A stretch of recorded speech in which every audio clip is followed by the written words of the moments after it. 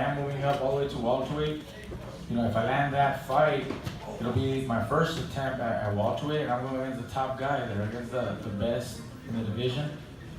I'm prepared to take on that challenge. Like I said, I'm here to challenge myself, and he is the best.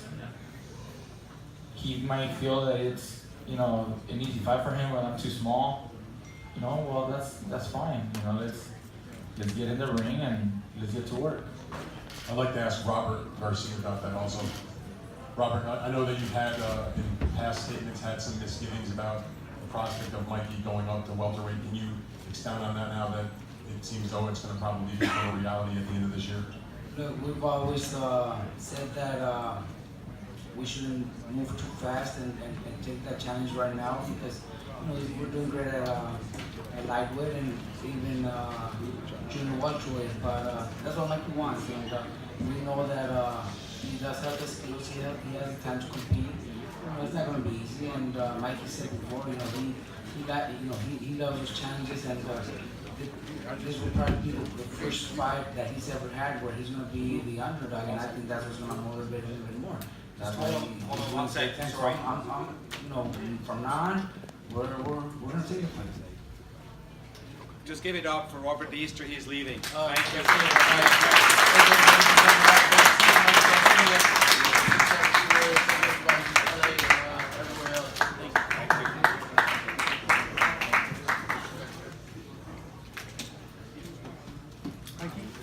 It seemed like he caught you with something good. I think it was the 9th round. I'm not too sure if it was a body shot or something. Did he hurt you, or was it just an exchange of punches where you guys were trading?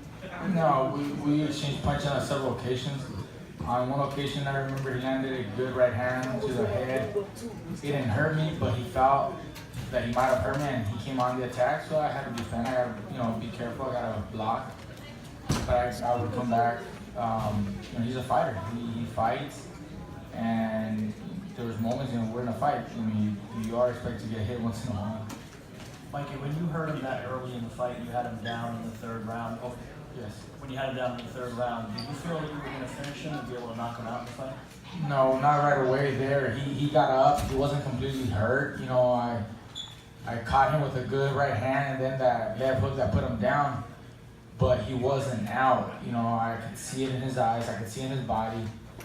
He was wide awake. It's not like he was, to the point where I could finish him off. I tried to land a few other punches throughout the fight, and I think I might have hurt him with a body shot at one time, but it was towards the end of the round, and he was game. He survived. Then he focused more on just surviving and defending himself, and made it a little more complicated for me. Up until the 12th round, I was still landing some good shots, and I still tried to land some good headshots in the last and final round, but I didn't feel enough damage was done to try to put him out. Did you feel that he kind of went into survival mode in the 2nd half of the fight? There's a few rounds where he did. I think he went a little more defensive. I don't know if you want to call that survival mode. Maybe he was a little hurt from that body shot, or maybe he felt a punch upstairs that might have hurt him. And he's smart. He's a champion. He wanted to, survive, get his bearings again, and he made it to the 12th round. Mikey, talk about his jab. Do you feel if he would have popped the jab more, it would have gave you more difficulty? Or did you guys have that plan?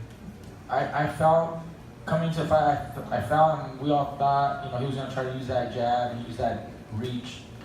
So we were prepared for that. He really wasn't snapping it hard. He was just, throwing it out there. So I just had to wait for the right time, the right distance, and range for me to be able to land. I landed some good jabs on him, even though he had that reach.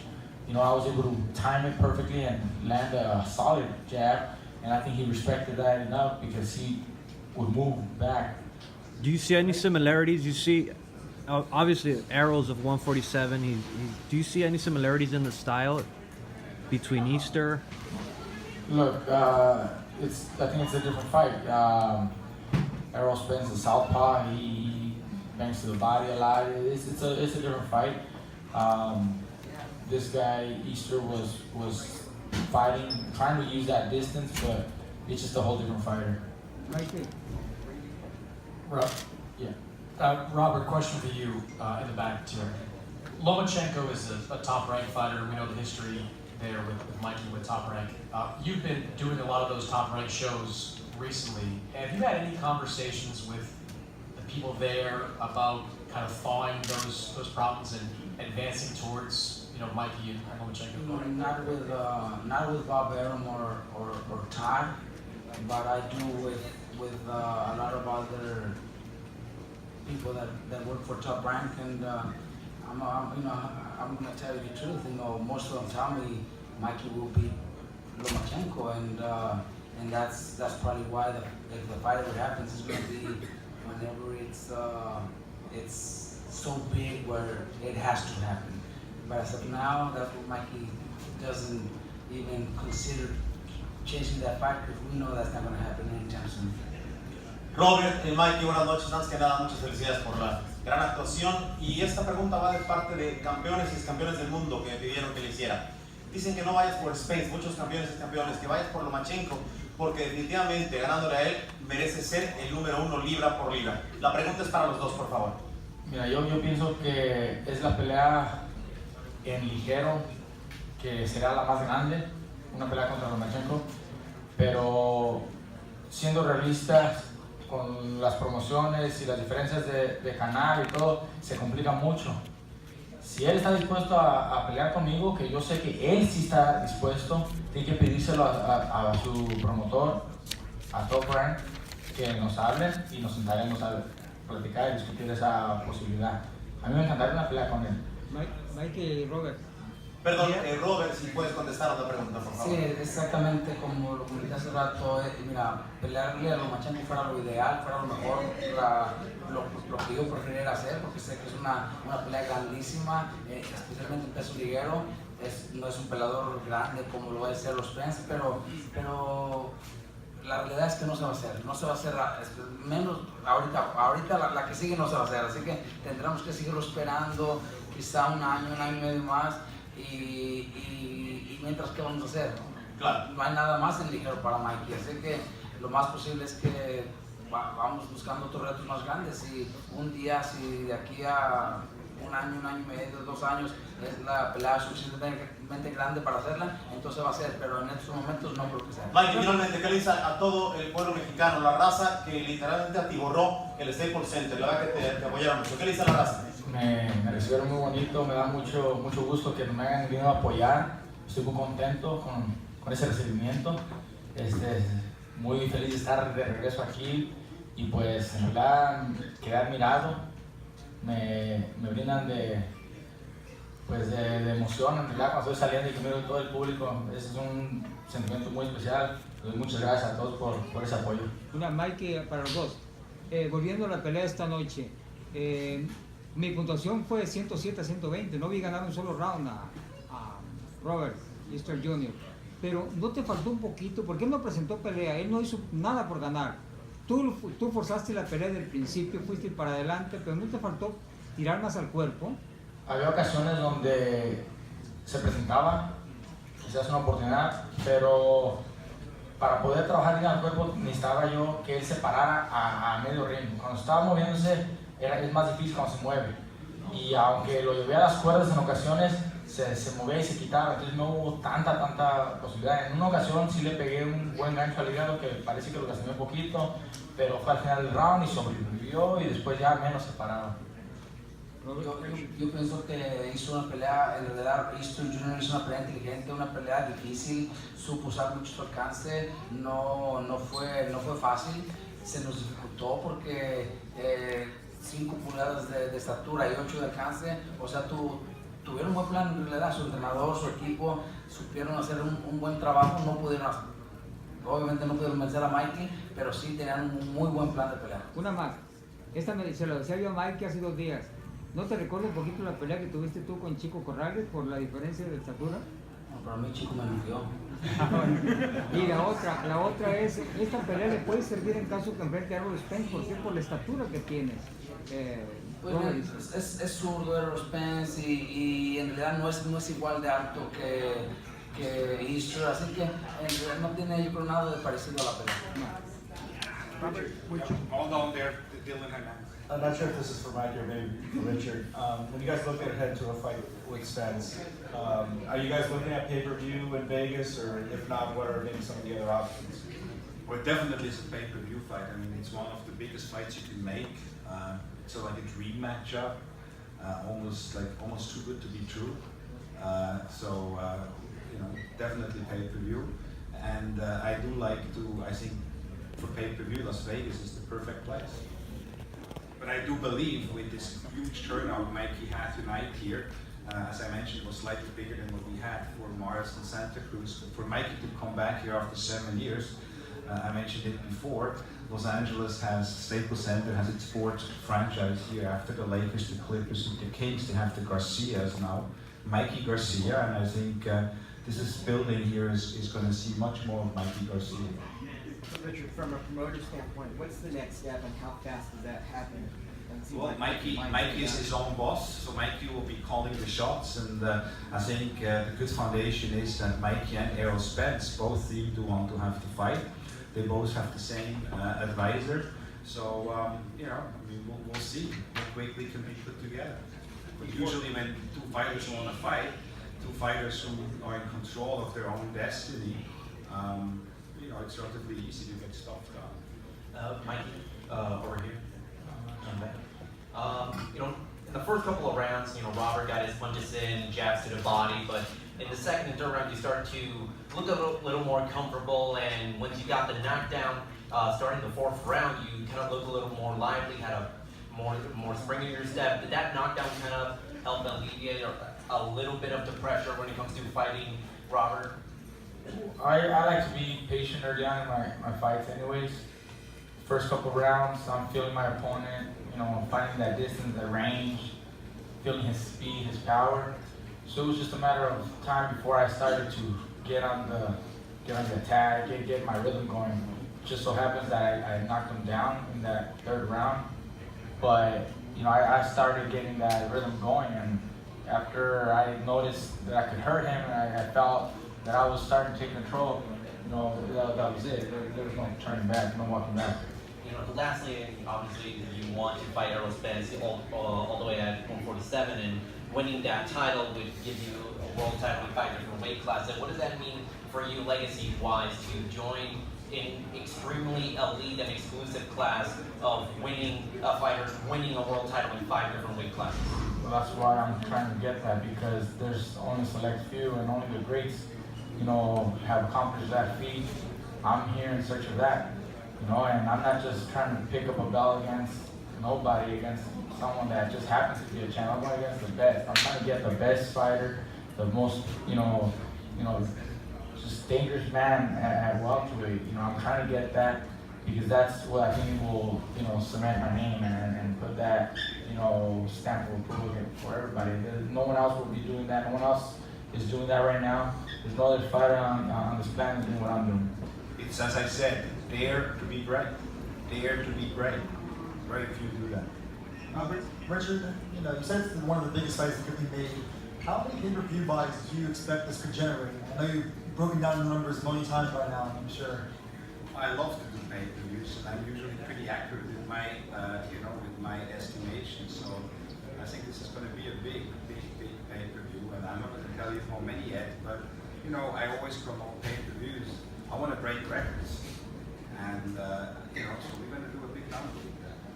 Question for Robert and Mikey. You know, we've seen fighters in the past, like Roy Jones Jr. and Bernard Hopkins, utilize like a conditioning guru, like Matthew Schultzstone, when they go up for a high-profile fight at a greater weight. Would you bring in someone like that? Or not him in particular, but just some kind of like strength conditioning guru? You know, it's kind of different the way things work with especially with Mikey. You know, I said it to a few people before. You know, this is like one of the first training camps that Mikey starts doing sit-ups. You know, maybe that's the start. Maybe that's the start to get himself to a welterweight. You know, he hardly ever does sit-ups or pull-ups or push-ups or none of that stuff. He does his running. He runs very hard. And when we're in the gym, we do a lot of rounds of sparring. That's pretty much what what our training camp is about. you know, the rest is something that we've never really used with Mikey. So it'd be something that, you know, moving up to welterweight, something that we would probably consider and maybe talk about before before I make a decision. We could keep me, Mikey, my father, and the rest of the team, see what we decide to do. Well, I don't do a whole lot of physical training like that, but I think we'll have to use a little more and implement some different exercises because I am going to be moving up all the way to welterweight. So I think the main thing would be the diet, change the way we eat, and maybe I'm doing a little more, you know, physical core training for that. And also, I mean, obviously you're a great boxer. Spence is like a big 47 who could even fight at 54. Like, how much muscle would you have to possibly add on to just deal with his strength and power? And there's other things that I can try to use. You know, I can try to use speed. I can try to use angle. I can footwork. There's a lot of things that I can, you know, use to overcome that height, the reach, the southpaw, the strength, all that. I'm prepared to do whatever it takes, you know, to compete and win that fight as well. Mikey, when Spence visited us at ringside, he said he wants to do this fight this year. He mentioned November. That might be a pretty quick turnaround. Are you willing to do it as early as November? Well, I said I wanted to do before the end of the year. November's before the end of the year. I was thinking, you know, November, December. You know, it's not too far off. You know, if we land on a date that we can, you know, compromise there, I think we can have a good training camp, enough time. That's all that it takes. You know, if we set a date that allows both of us to train, you know, well for it, I have no problem. Mikey, just a quick question. Even though it was a left hook that dropped him, you managed to land the right hand pretty frequently and it seemed pretty easy. What was it about him or your game plan that you were able to land the right hand? He kept bending towards his right, so my right hand would actually come down and land a couple of times. It was hard for me to land it when he was standing straight up. Sometimes I'd miss, but it's just the timing. I had to figure out the right time for me to let go of that right hand. That left hook that dropped him came after a right hand. You know, as he was pulling back, I caught him with the left hook. On other occasions, you know, I landed a good left hook. I mean, we were ready to do whatever it takes, you know, and we practiced a lot in the gym, and, you know, we knew it was just about getting that right distance, that right range, so that I could let go of my hand. Mikey, you know, there's been a lot of talk about, you know, you haven't faced a fighter that big, but Spence also to this point has only faced really like Kell Brook, right, as far as like a world class fighter.